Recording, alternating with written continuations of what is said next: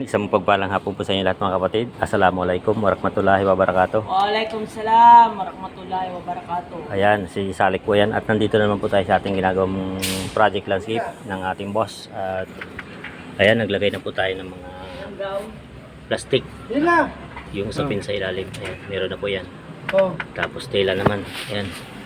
Utol. Tutulin mo dyan. Asa yung gunting? Ayan po ang ating gagawin. Diyan na sa inyo ya. Salik, pakiabot mo yung gunting. Nandito sa Wala din sa akin. Ito pong ginagamit natin para sa mga drainage. Ayan, Damay niyo pa ako dyan. galing pa po ng Malaysia ang plastic na yan.